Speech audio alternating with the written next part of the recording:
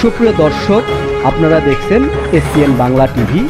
দেখুন ও সাবস্ক্রাইব করুন SPN Bangla TV, দেশ ও মানুষের কথা বলে।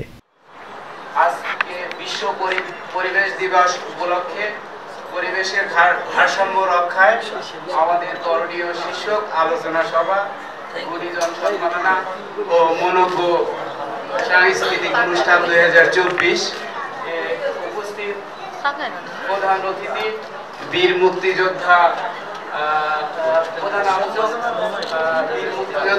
বীর হাসপত আলী, অধ্যাপক ডক্টর মোহাম্মদ নজরুল ইসলাম তামিজি, মূল প্রবর্তক ক্যান্সার গবেষক অধ্যক্ষ ডাক্তার এস.এম. সারওয়ার,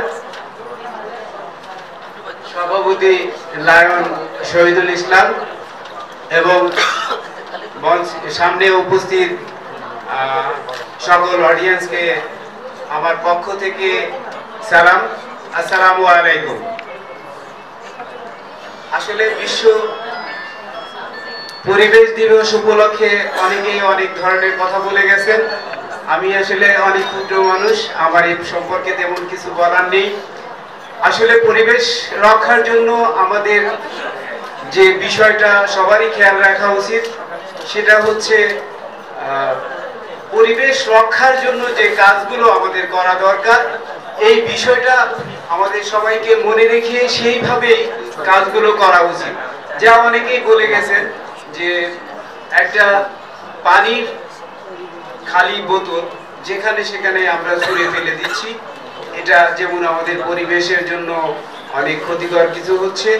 এই বিষয়গুলো থেকে আমরা যাতে পরিত্রাণ পাই এবং আমরা সবাই এই বিষয়গুলো মনের মধ্যে উপলব্ধি করি, তাহলে আমাদের পরিবেশ রক্ষা করা সম্ভব হবে। তো আমি গত 5 বছর ধরে স্কিল ডেভেলপমেন্ট নিয়ে কাজ করছি। আমার প্রতিষ্ঠানের নাম হচ্ছে care giver institute of Mugda, care giver skill development institute. তো আমাদের কাজ হচ্ছে মানুষের স্বাস্থ্য সেবা সংক্রান্ত কাজগুলি আমরা সাধারণত করে থাকি এবং এই সংক্রান্ত ছাত্রছাত্রীদেরকে আমরা পড়াই, যেটাও একটা পরিবেশ রক্ষার জন্য একটা বিষয়।